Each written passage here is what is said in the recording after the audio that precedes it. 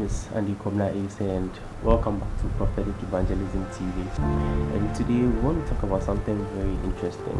Okay, we want to begin our walk with Christ. Okay, so we have to understand the name that we have tagged ourselves with, and this name we call it Christianity or a Christian. So we want to understand who is a Christian,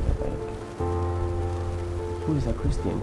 Okay, so in the Bible, in the book of Acts, after Jesus had ascended and the apostles were going about their ministry, the people who were present with them while Jesus was still on earth, they saw how Jesus was behaving, they saw the kind of character he was putting out, the kind of power he was demonstrating, the kind of miracles he was doing.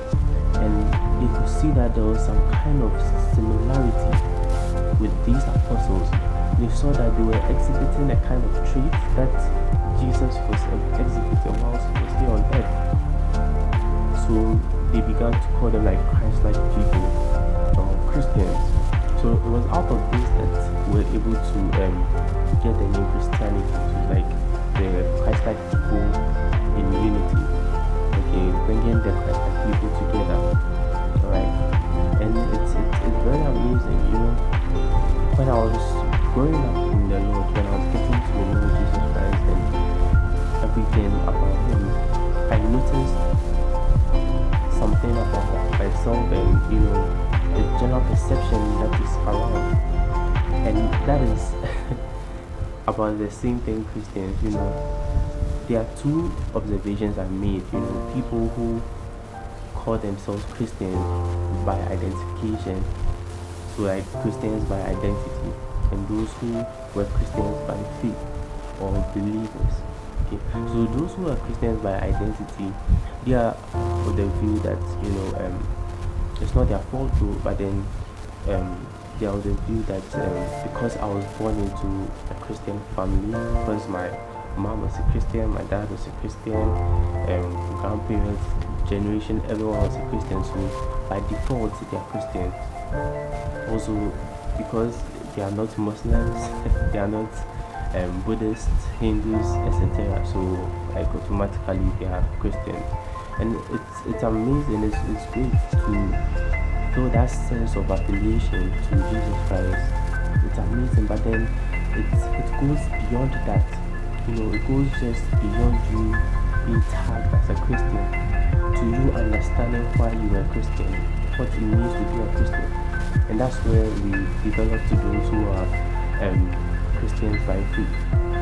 Okay, before I became a Christian by faith, which I'll be explaining, I also had that mentality that man is a Christian, that is a Christian, we go to church, etc. So I am also a Christian. Yes. But the Christians by faith, they are those who understand what they are doing, they understand what they have gotten themselves into. They have actually had an encounter with Jesus Christ, especially through his word. You understand, they accepted Jesus Christ as their Lord and personal Savior. These are those who have the faith, or those who call themselves Christians by faith. Okay, or those that the Bible talks about believers. When you see believers in the Bible, talking about Christians who have faith. And faith, it's based on the word of God, because Bible says that faith comes by hearing and hearing the word of God. And what is the word of God? The word of God, Bible says that in the beginning was the word, and the word was with God, and the word was God. He was in the beginning with God, and he came down as flesh. Understand? So we understand that these scriptures or the Bible that we read, they are actually a representation of Jesus Christ. You get to, so you are ministered to, or you are preached to, or you chance upon a certain Christian literature which speaks to you and brings you to the understanding that there's someone who's looking out for you, there's someone who's calling you to a certain environment, a certain arena where he wants to be the captain of your ship. We'll talk about all that in a bit. Okay, so the apostles who were on earth, okay, after Jesus had ascended, began to exhibit certain traits, certain characters, certain fruit that people who were around when Jesus was on earth could testify that no, these people have a Christ-like attitude, they have a Christ-like behavior. The kind of power Jesus was exhibiting whilst he was on earth, the kind of miracles he was doing, the way he went about his daily life, the kind of attitude he put on, they could see a similar trait in these guys or these apostles. So they were calling them like Christ-like people or Christians. You get what I mean? So to be a Christian, you are actually living like Christ. Okay, and this is not by yourself. You know, it's very difficult to do it by yourself. You understand? So being a Christian is actually Christ living in you, right? Living himself in you. We'll explain all that later. But I hope you get the two distinctions.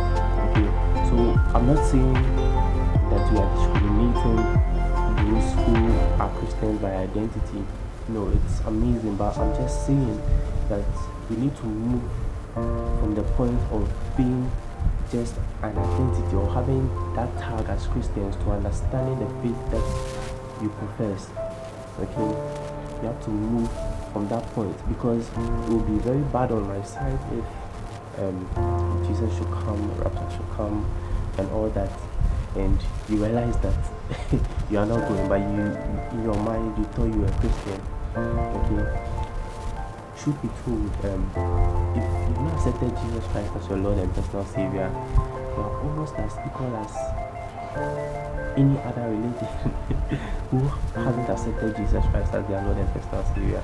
You are as equal as Muslims, etc. But then you have to move on. You have, a footstool. You have a stepping stone. You are in a certain arena where you can understand what Christianity is. Do you understand? So Jesus is calling us out of that kind of environment onto an environment where he pilots you. He gives you the strength. The Bible says that he gives us the strength to do according to his good will, not by my might, not by my power. You get what I'm saying? So the kind of behavior the apostles were putting up, it was because they had accepted Jesus Christ. You understand? It was because they had spent time with Jesus Christ. So they were able to put on a form of him. If you look way back in the Bible, when it was time for Judas to betray Jesus, you know how Jesus was very popular everywhere. People knew him, the chief priests knew him, the Pharisees knew him, everyone knew him, from the guards to everything. But then Judas had to tell them that amongst the disciples that he will take them to, the one that he gives a kiss to is the one that they are supposed to arrest. So it appeared that they all looked alike. They all had a form of Jesus Christ, such that they could not distinguish them. These are like spiritual truths. These are things that happen. Because even when they approached Jesus, he spoke and some fell. They fell to the ground. So these are kind of spiritual truths that we take our time to deliberate on them. So you actually kind of put on a nature of Christ.